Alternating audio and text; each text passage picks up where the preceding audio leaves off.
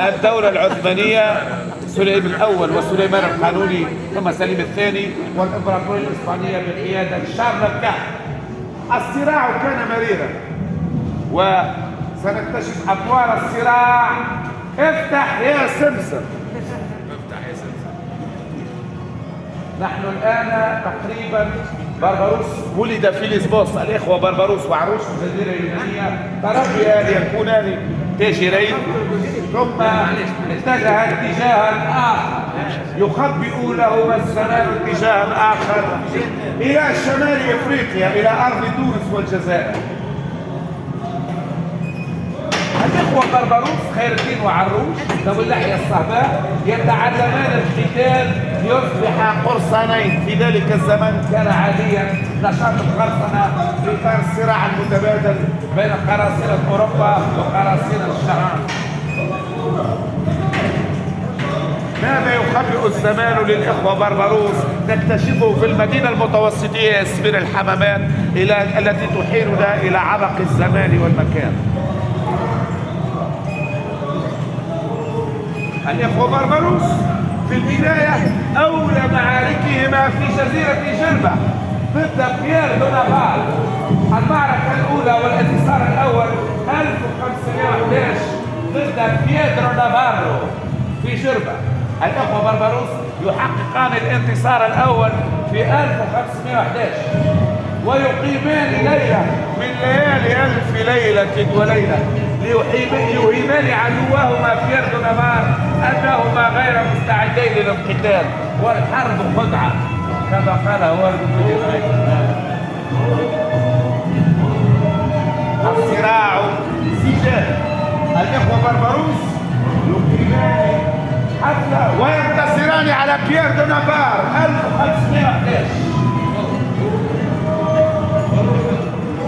هذه الانتصارات لخير الدين وعروش دولة بربروس مع انهيار الدولة السيادية في تمثال والدولة الحبسية في تونس أدارت أعناق السلطان سليم الأول أبو سليمان القانوني، فيختار عروش وخير الدين لينوبانه، فيصبح عروش بايلر بي باشا الجزائر بعد وفاته واستشهاده، يصبح خير الدين بربرصة لبربرخة ذوي اللحية الصعباء، وينتصر انتصارات جديدة.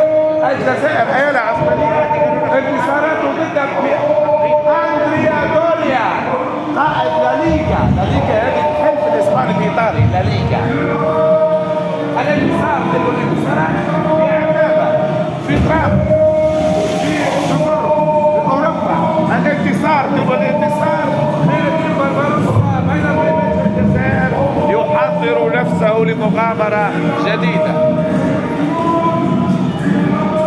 يستعين به ملك فرنسا يعطيه قاعدة للبحرية التونسية الجزائرية الممثلة ببربروس، وهو نفسه خير الدين بربروس يحرر نيس من يد شارلوكان ويسلمها لصديقه فرانسوا الأول. البحرية الجزائرية والتونسية كان لها قواعد في فرنسا في القرن السادس عشر. في دار انتصاراته سليمان القانوني الذي ورث الحكم من سليم الأول يستدعي خير الدين بربروس إلى اسطنبول، إلى قصر توبكان، إلى الباب العالي للسيطة، محملا بغنائم الشرق والغرب يحملها إلى باب السلطنة في الباب العالي في اسطنبول. اسطنبول تقيم احتفالا بخير الدين بربروس أقوى المشاوات، يسبق عليه لقب الباشا ويقلده لقبا لم يقلد أحدا غيره.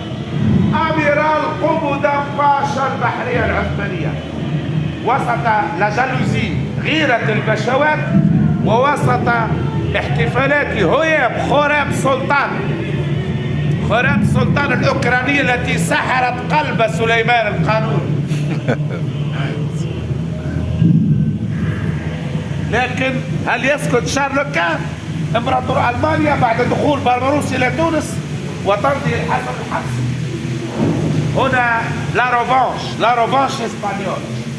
الهجوم الإسباني الكبير في جويليا 1535 إلى حلق الواد لا تقرب النساء والأطفال ما يمكن قاله ويذهب إلى ينسحب إلى عنابة حصن حصين ليعيد الكرة ويسترجع كثير من الأراضي بعد ذلك.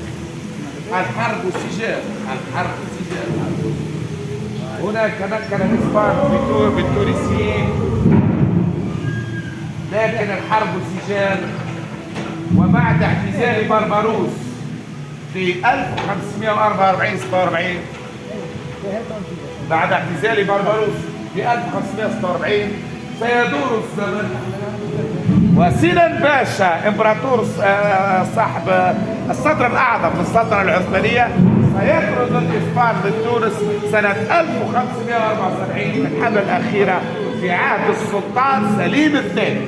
سليم الثاني هو الذي اطرد الاسبان من تونس عن طريق سنان باشا 1574 والحرب. عدنا في الزمن الى اجواء بربروس عبق المدينه المتوسطيه ياسمين الحمامات التي اعادتنا في الزمن من متحف الحضارات الى قصر الف ليله وليله الى المدينه المتوسطيه ياسمين الحمامات وسنذهب الى مركب الالعاب قرطاج لنعود في زمن قرطاج العظيم. مرحبا بك. والله يعطيك الصحة. يعطيك الصحة